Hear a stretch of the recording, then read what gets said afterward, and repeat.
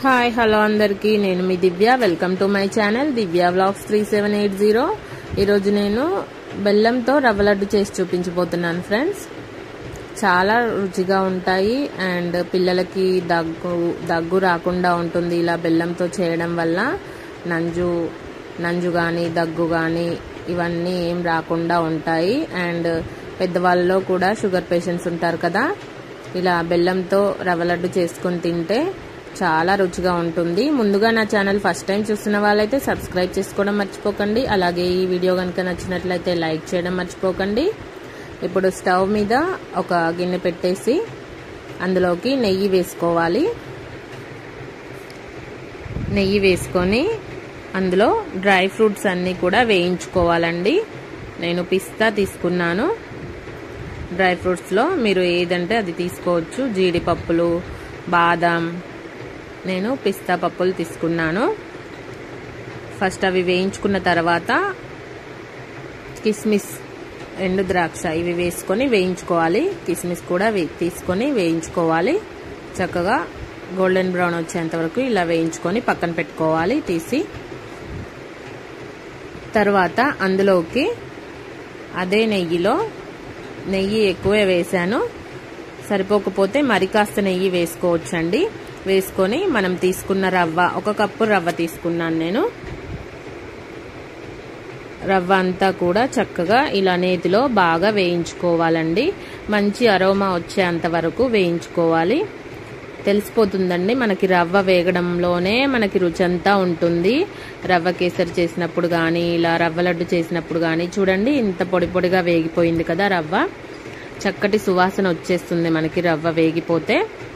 అంతా కూడా రవ్వ అంతా వేగిన తర్వాత 2 టేబుల్ స్పూన్స్ కొబ్బరి పొడి వేసుకోవాలండి. ఫ్లేవర్ చాలా బాగుంటుంది కొబ్బరి పొడి వేసుకోవడం వల్ల. చక్కగా ఇలా కొబ్బరి పొడి కూడా వేసుకొని వేయించుకొని స్టవ్ ఆఫ్ చేసేసుకోవాలి. స్టవ్ ఆఫ్ చేసుకొని అంతా కలిసేలాగా కలుపుకోవాలి. ఆ వేడికే మనకి కొబ్బరి పొడి వేగిపోతుంది. ఇదంతా కూడా తీసి పక్కన పెట్టేసుకోవాలి ప్లేట్లోకి. తర్వాత అదే గిన్నెలోకి 1 కప్పు రవ్వ తీసుకున్నాను కదా, నేను సగం కప్పు బెల్లం తీసుకుంటున్నానండి. స్వీట్ ఎక్కువ తినేవాళ్ళు 1/2 కప్పు తీసుకోవచ్చు. అందులోనే చిన్న టీ గ్లాస్ అన్ని వాటర్ యాడ్ చేసుకోవాలి. ఎక్కువ కూడా యాడ్ చేయకూడదు. చిన్న టీ గ్లాస్ వాటర్ యాడ్ చేసుకొని చక్కగా ఈ బెల్లం అంతా కూడా కరిగించుకోవాలి. బెల్లం అంతా కూడా వాటర్లో కరిగించుకోవాలి. చూడండి ఇలా బెల్లం అంతా కూడా కరిగిపోయిన తర్వాత అందులోకి యాలకుల పొడి వేసి కలుపుకోవాలి. యాలకుల పొడి వేసిన తర్వాత స్టవ్ ఆఫ్ చేసేసుకొని మనం ఇప్పుడు రవ్వ యాడ్ చేసుకోవాలండి. స్టవ్ ఆఫ్ చేసేయాలి, ఎందుకంటే అది పాకం ప్రిపేర్ అయిపోతుంది. మళ్ళీ మనకి ఉండలు చుట్టడానికి సులువుగా ఉండదు. స్టవ్ ఆఫ్ చేసుకున్న తర్వాత రవ్వ వేసేసుకొని చక్కగా అంతా కలిసేలాగా కలుపుకోవాలి. మనం ముందుగా వేయించుకున్న రవ్వ కొబ్బరి పొడి మిశ్రమం ఉంది కదా, అదంతా కూడా వేసేసి చక్కగా అంతా కలిసేలాగా కలుపుకోవాలి. ఇప్పుడు అందులోకి మనం వేయించుకున్న డ్రై ఫ్రూట్స్ అన్నీ కూడా యాడ్ చేసుకోవాలి. యాడ్ చేసుకొని ఇవి కూడా అంతా కలిసేలాగా కలుపుకోవాలి. చక్కగా ఆ బెల్లం పాకంలో బాగా మిక్స్ అయ్యేలాగా కలుపుకోవాలి.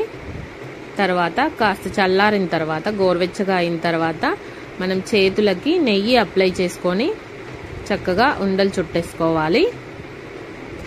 ఇది మనకి ఉండలకి రాకపోతే గనక కాస్త గట్టిపడింది అనుకోండి, అందులో కొన్ని పాలు కూడా యాడ్ చేసేసుకొని చక్కగా ఉండలు చుట్టేసుకోవచ్చండి. అయ్యో ఇది ఉండకి రావట్లేదే, ముద్దకి రావట్లేదే అని కంగారు పడాల్సిన అవసరం లేదు. అందులో కాసిన్ని పాలు యాడ్ చేసేసుకొని ఉండలు చుట్టేసుకోవచ్చండి. పాకంతో కూడా చేయొచ్చండి, కాకపోతే అంత వేడి మనం చేయలేము. చక్కగా పాకం లడ్డూలు కూడా చేసుకోవచ్చు, పాకంతో కూడా చేసుకోవచ్చు రవ్వ లడ్డూలు. బట్ అంత వేడిగా మనం చేయలేము లడ్డూలు అనేవి. ఇలా సులువుగా చేసేసుకోవచ్చు ఎవరైనా కూడా.